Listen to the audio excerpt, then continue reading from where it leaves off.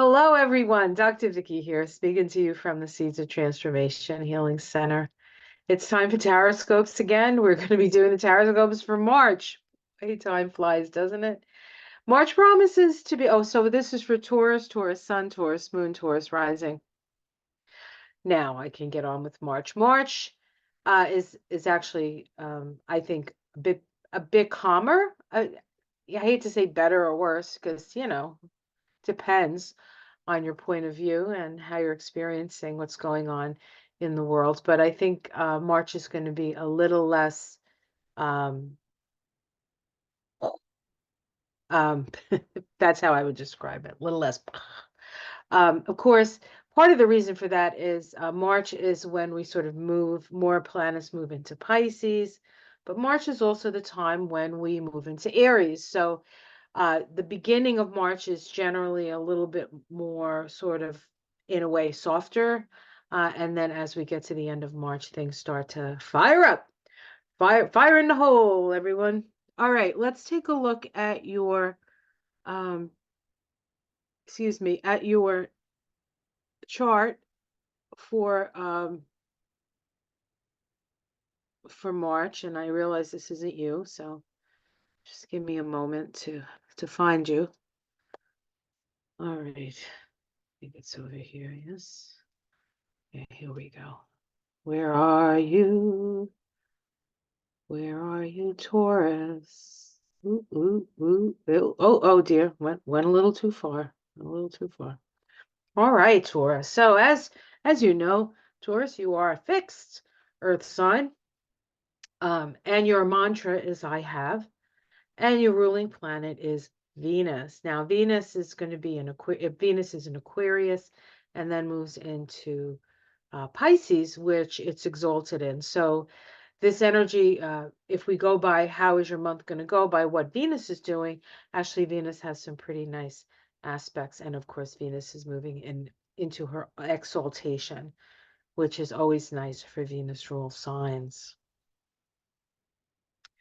If we just look at the vibration of the year that we're in, 2024, we're in an 8 vibration year. 8 is associated in the tarot with the Strength card.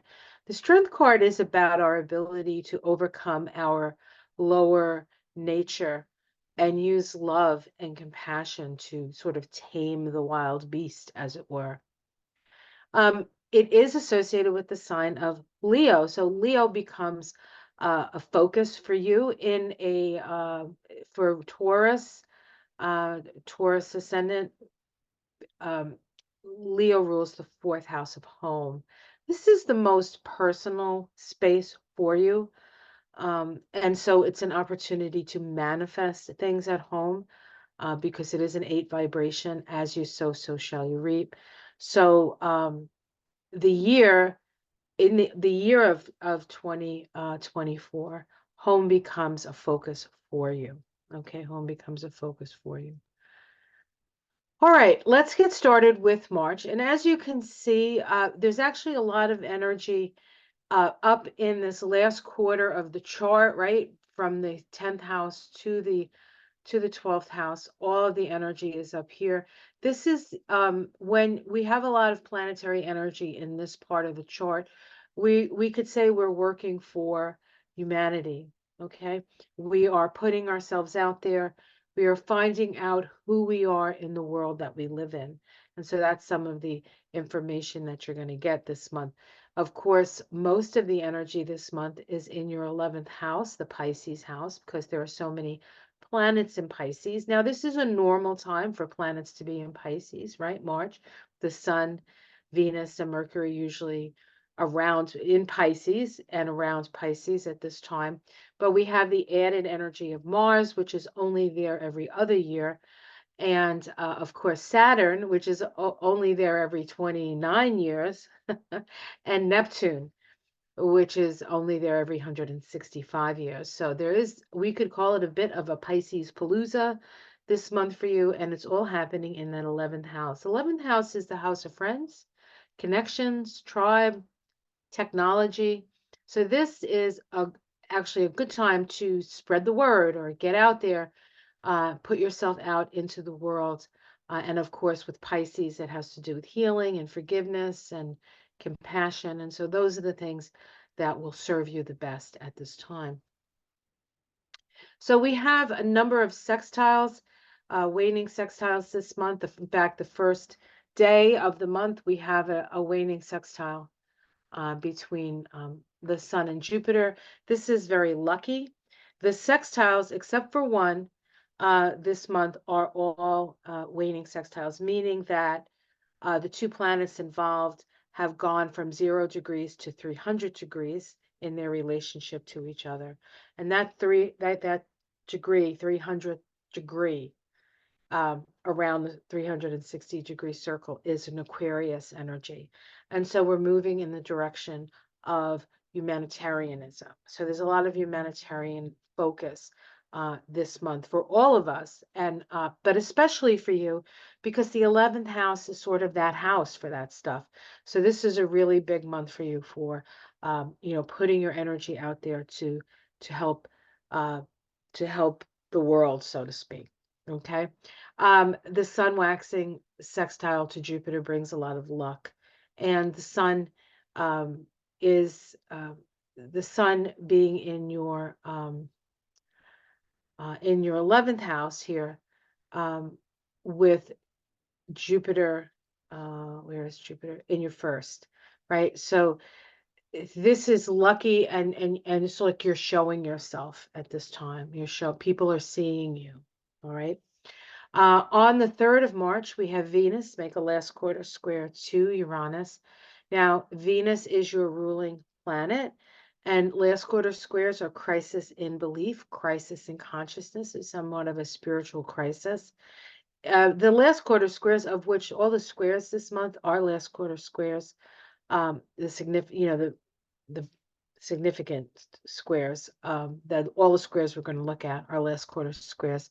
And so this is a time of rebelliousness and sort of turning your back on the way things were and sort of facing the future and seeing how you can work effectively in the future. What things, okay, so sorry. What do you need to change? What do you need to change? And in last quarter squares, it's a change of mind, a change of mindset. Venus is about love. It's about what's important to you. It's your ruling planet. It's especially important to you. And Uranus is about freedom. And so this is an opportunity where you could free yourself from a situation. It could even be because Venus here is in the 10th house of your career. You could see some sort of career change. Perhaps you want to start your own thing. You want to do your own thing. This might be a time when you can actually do that, because what you used to do is no longer satisfying and you don't find it to be useful. And so now you're moving into something new. On the 4th, Mercury makes a waxing. Oh, is it waxing? Oh, I guess there's two of these. Hold on. Where's Mercury? Sextile to Uranus. No, it's waning. Mercury makes a waning sextile to Uranus. Let me just double make sure. Yeah, it's waning. I don't know why I have waxing. Waning sextile to Uranus. This is again one of those moving towards humanitarian energies. Mercury and Uranus have a special relationship, as Uranus is the higher octave of Mercury. This is a time when you can get some downloads, if you're so inclined to get downloads.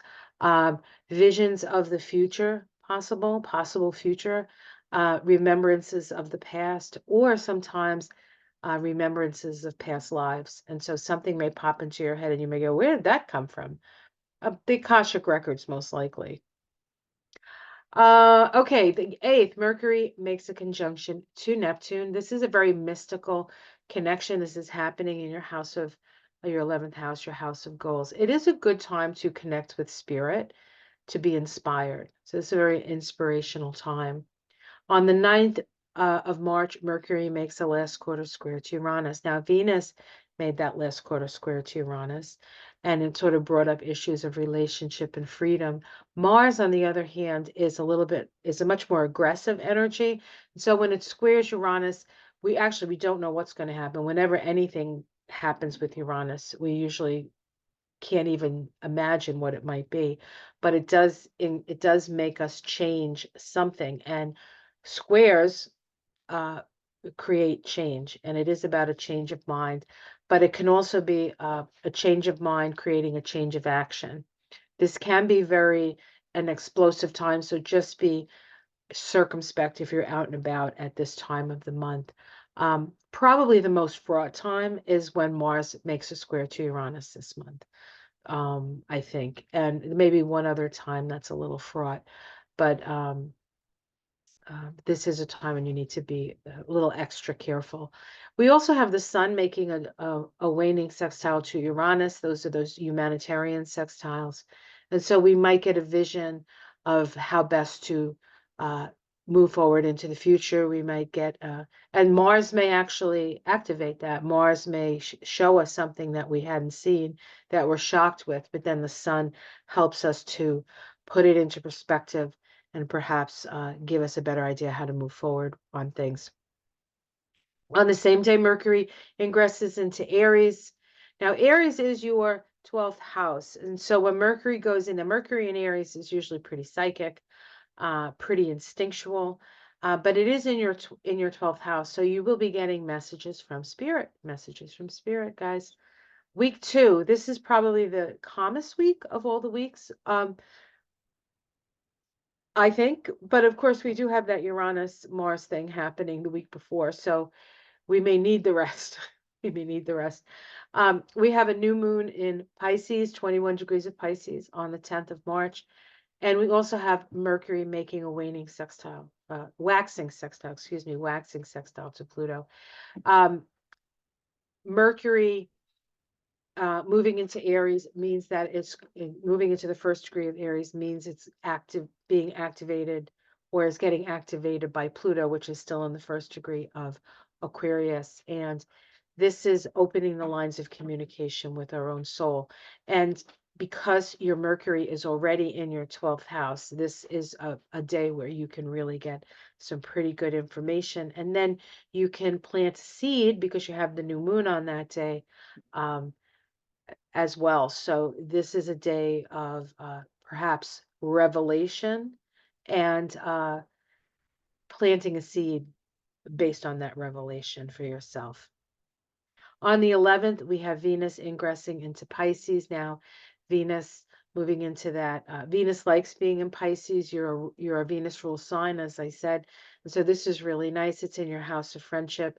So this can be a really nice time with Venus moving through your house of friendship in its exaltation.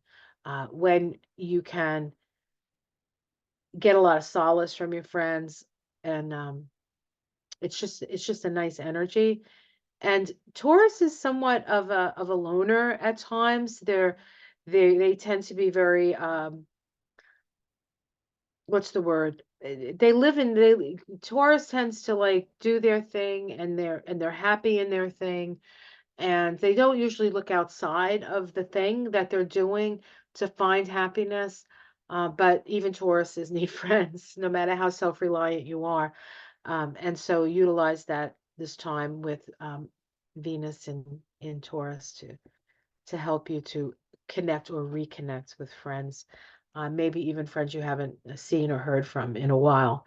It'll be a very pleasant experience for you. On the 17th, the sun makes its annual conjunction with Neptune. I believe it's happening at I want to say the 27th degree or the 28th degree of Pisces. So Neptune's at the end of Pisces, right? It's been there since 2011. And soon, in the next year or so, we're going to move into Aries, which is a whole different thing. And so enjoy this sun conjunct Neptune energy. It is happening in your 11th house again.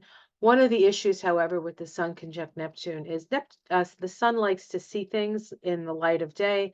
Everything's very clear. The lines are you can see where the lines are. And then Neptune is the opposite energy of that. And so it's harder to see the lines in the road. It's harder to see the lines in the sand. Now, lines in the sand, it's probably good that it's harder to see the lines in the sand because the lines in the sand separate us and we need to come together. But lines in the road are a little bit of a different issue. So be careful on the roads at this time. Plus, we're dealing with St. Patrick's Day. And if you're so inclined to celebrate that, just make sure that you do it safely. On the 19th, we have the sun's ingress into Aries. This is the beginning of the spring here in the Northern Hemisphere, fall if you happen to be down under in the Southern Hemisphere. This is a time of balance between the light and the dark. And it is a time of new birth. It is a time of something emerging. And the first thing emerging here, well, the first thing to emerge into Aries was Mercury. So the mind moved in first, and then the sun comes on. So we'll actually be able to see things even more clearly once the sun moves into Aries. But it is in your 12th house. So you'll see things, psychic things more clearly. So expect that you're going to be hearing, going to be hearing a lot in that small still voice within has a lot to say. On the 21st, the sun makes a waning sextile, yes, to Pluto. This is revelation, humanitarianism, communication with the soul, shining the light on Pluto issues. So I think we're going to see things more clearly in situations that have been obfuscated from us or kept from us. And I feel like this is more of a political, territorial stuff that's going on, but it could also manifest in your own life this way as well. On the 21st, we also have Venus conjoined Saturn. Now, Venus is your ruling planet. Saturn is, Venus is fun, and Saturn is, can be a wet blanket, especially in the sign of Pisces. But a Venus-Saturn conjunction is the start of the synodic cycle between Venus and Saturn. And Venus tells us what we value, what we love. Saturn talks about structure. What structures do we need? Sending off Venus on a journey to relate to the structures needed. And with Saturn in Pisces, I feel like a lot of the structures we're being asked to create, the relationships we're being asked to have, deal with compassionate action and compassionate response to situations that are happening. Okay. On the 22nd of March, Mars, the planet of action, moves into Pisces. Now, Mars liked being in Aquarius. It was, moving along just fine. And now it's dipping into the cosmic sea of Pisces. Mars doesn't really like being in Pisces because Mars likes direct action. And Pisces is, I don't know if you've ever seen a fish swim. I've never seen one swim in a straight line. So it's circuitous. It can be a little bit foggy with Mars. When Mars moves through Pisces, you really need to sort of depend on your extrasensory perceptions to know where Mars is going. But it is an opportunity for healing for Mars. And certainly with Chiron and Aries, we know that healing for Mars is necessary. It also indicates the direction of our destiny. The North Node is in Aries right now. As you can see, it's in your 12th house at this time, with the South Node in your 6th house. South Node in Libra in the 6th house says, what relationships perhaps do you need to let go? What relationship to work? What relationship to duty? What relationship to, on a certain level, being a servant to somebody, right? How does that, and who do you truly serve, right? Who you truly serve with the North Node in the 12th house, I would say spirit, right?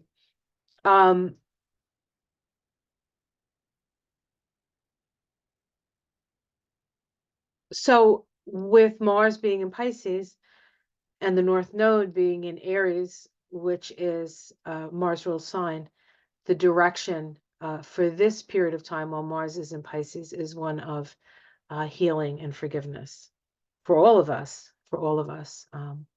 But it's also part of your lesson in the 12th house here, the house of undoing, the house of karmic, uh, cleaning out your karmic closet, coming to understand where you shoot yourself in the foot and perhaps not doing that anymore. On the 24th, we have Venus making a waxing sextile to Jupiter. These are the two benefics. This is lovely. This is friends and you. This is a wonderful, wonderful energy. So enjoy that. Enjoy that day. That's the 24th. And the next day, we have the full moon. Now, this full moon is actually part of the eclipse cycle. So we have our first, it didn't seem like we just had an eclipse like a month ago, but it was actually 6 months ago. So it was a while back there, but we have been vibrating since those eclipses pretty intensely. And so here we are at another eclipse cycle. This full moon one comes first, and then the new moon one is going to happen in April. And that is a total solar that goes right across the country from Maine to Texas here in America, making a cross with the one that came through in 2017. So it's going to be interesting to see how that manifests itself here in the US. The full moon is happening in your sixth house of health. You might become aware of a health issue that needs some attending to, or it could even be spiritual ill health that needs attending to.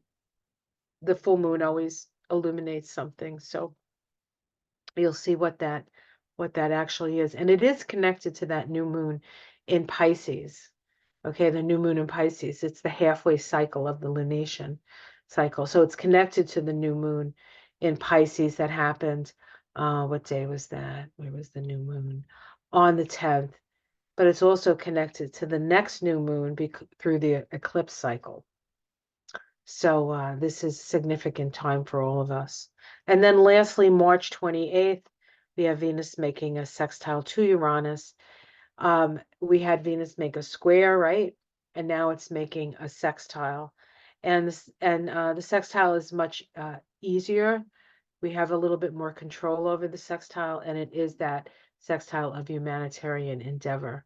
But it's also energy of freedom here, freedom and relationship. So if there is a relationship that you need to change something in, this is a time of easier change for that. Okay, so that's what the stars are doing. All right, so I have been using a new oracle deck that I got. It's called the Mystic Sisters Oracle by one of my favorite artists, Emily Bolivet. Bolivet. I don't know if she's French. It sounds French to me, but maybe she's not French at all. And maybe I'm sounding fancier than I need to. So if you're out there, Emily, I'm sorry if I'm mispronouncing your name. I love your art. I love your art. I was going to say I have a thing over here, but I put it. It's up there, so it just. I had one of my watchers send me a whole bunch of her art, and I really appreciate that. I have it in my office. I have it all over the house. I just love it. Okay. So let's see, what energy does Taurus need to be aware of? Venus rules Taurus. What do the Mystic Sisters have to say? What do the Mystic Sisters have to say? The magical key. The magical key. I'll show you the card. All right. All right, the magical key. I'll hold it up again. I just want to find my page. Hope, faith, and gifts. Okay. Lost and alone in a deep, dark forest, a poor, bedraggled girl cowers in a state of hopeless despair. The dove above holds a key in its beak, which symbolizes peace and hope. Drawing this card indicates that it is now extraordinarily important to have faith in a benevolent universe, You have become susceptible to fear, depression, hopelessness, worry, and wild imaginings of the worst case scenario. You may have found yourself in a difficult place, but the challenge now is to be optimistic, to look up and be aware that help is nearby. Use your imagination for seeking the best case scenario to achieve a resolution. Trust that you will again find peace. And your friends will be a great help for that. It's a good month astrologically, really, for you, um, Taurus. So utilize the energy to your benefit. And in that vein, I'm going to be doing your card reading with the good tarot because it's going to be a good month. Okay. All right. Let's see. Let me just give this a few shuffles. This deck is by Colette Baron Reed. I love her. I love her decks. The art is always so beautiful, and the information in the books and stuff is usually pretty spot on. She's very connected, that Colette. I think she's from England. I think she's English. She could be Australian. I don't know. I know she had an accent. I've only ever heard her once, but she seems like a lovely person. All right.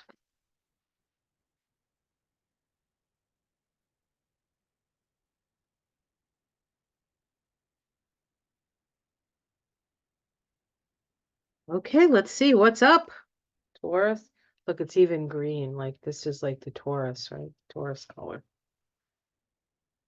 The King of Earth. Talk about Taurus, man. Look at that. So this is somebody who has dominion over the physical plane, over their money, over their resources. Someone very resourceful, somebody who knows how to manifest. No, it's interesting. He looks a little bit like my father-in-law. My father-in-law doesn't have a beard, but he does have that sort of look. He's German. He was born in Germany, and he's sounds like this. He's very, very German. He's a lovely, lovely man, and he's a Taurus. So my father-in-law is here, Carl Heinz, right there, and we're challenged by change.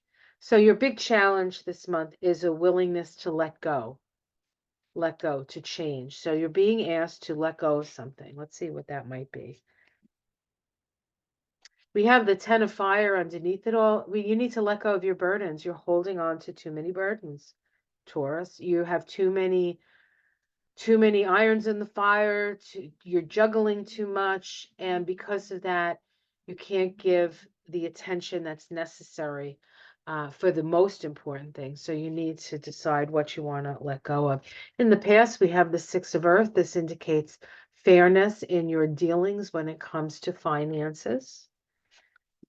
In the sky, the Five of Air. So there's some difficulty, there's some maybe arguing that's happening in your life. You need to rise above it. This card is saying rise above the chaos, rise above the disagreements. It's about like getting past that stuff. I think some of the disagreements are causing you to want to take the responsibility for something that's not your responsibility.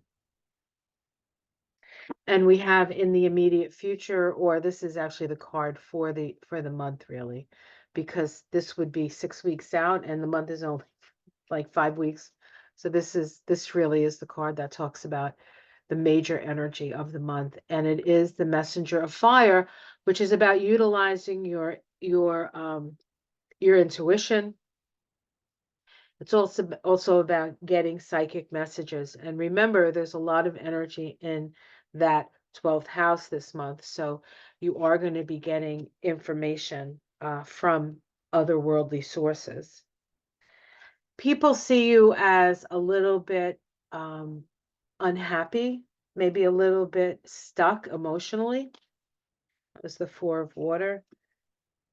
Your domestic situation. Yeah, your problems probably stem from somebody that you're living with.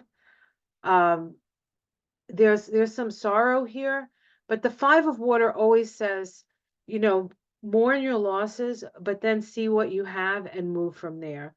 It's about giving your time and giving yourself the time and the space to grieve what's been lost. And a lot of times, at least in my experience, the things that we grieve the most is the dream that we had.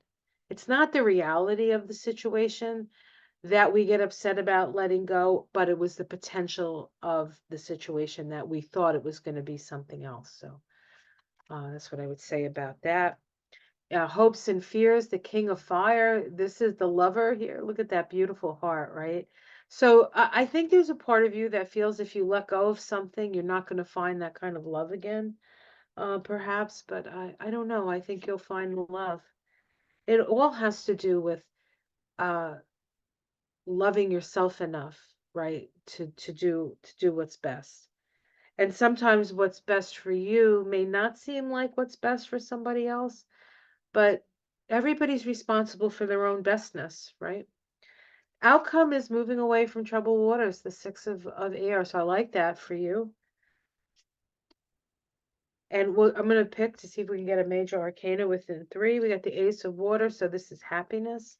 So just on the other side of this decision is happiness. And we get the hangsman. We get the hangsman. So you have to have faith, right? That's what the key, the magical key talked about, having faith, seeing things in a different way. You're not, you need to look at it from a different perspective. Let's see what's underneath it all. Power, the magician, seven of earth. This is about not quite ready. You're not quite, things haven't quite harvested. And the page of air, page of air.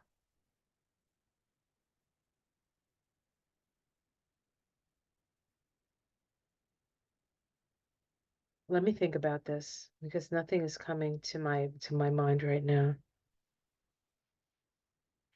This again is, it's page just like the page of wands that we had in the immediate future, right? This is about listening.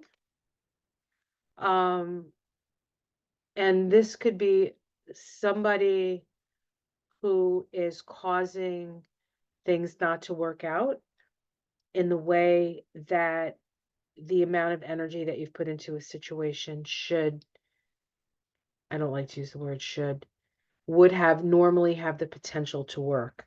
So I think that there's a fly in the ointment here, and maybe that's one of the things that you have to figure out. Who's the fly in your ointment, and what are you going to do to unburden yourself from that? That's what I want to say. All right, Taurus. So that is your reading for the month. Hopefully, it'll be helpful for you. Like and subscribe if you would. If you would like to do a reading with me, I do personal readings.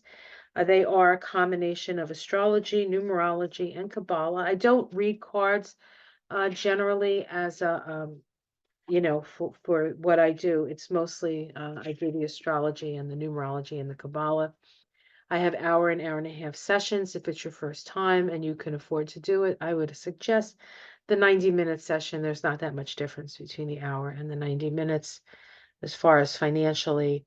But if you've seen me before, if you've worked with me before and you want to like check out what's going on now and what are the changes and what's happening, the hour is usually sufficient, but it's up to you. And the links are below for that. Um, I do not seek you out for readings or anything like that. So if somebody says, I'm Dr. Skirbo and I'm offering you this reading, that's not me. Not that I've ever heard that that happens, but I know that it happens to a lot of readers, especially as they get more popular.